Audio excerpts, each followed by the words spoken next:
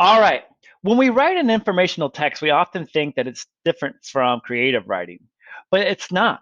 Both creative writing and expository writing have a lot of choices to make, and you have to be clear. You have to tell a story. You have to captivate your reader, right? We've all read very boring informational text, and a lot of people don't read boring informational text. So then how do we make ours exciting? And it's not just using a bunch of capital letters or exclamation points, right?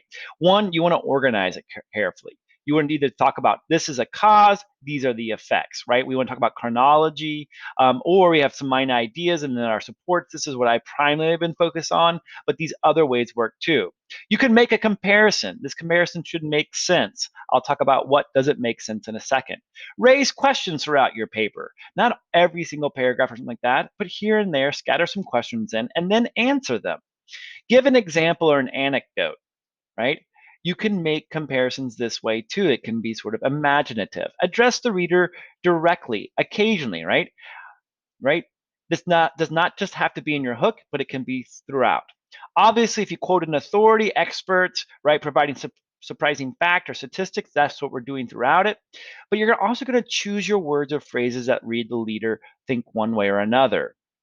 Repeat, use parallelism. Parallelism is two things that are very, very similar that should have similar outcomes, right? So if you're talking about racism in the NFL, for instance, this is probably very similar to racism in the MLB, right? Or this could be similar to racism in the workplace, just in a regular setting.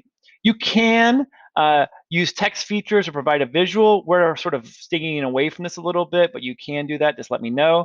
Always define key terms and key vocabulary. You do not need to define something that is obvious, right? I don't think we necessarily need to know the technical, thing for a heart attack, right? Unless it is actually important to your paper and what you're writing about, right? If there's some gray areas, especially.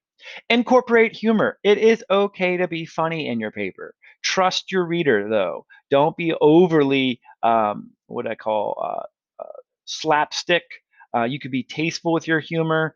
Trust your reader to get it. But these are just some steps. I have put this document in your Google Classroom so you can go back and refer to it. So I'm just kind of walking you through this document to help you.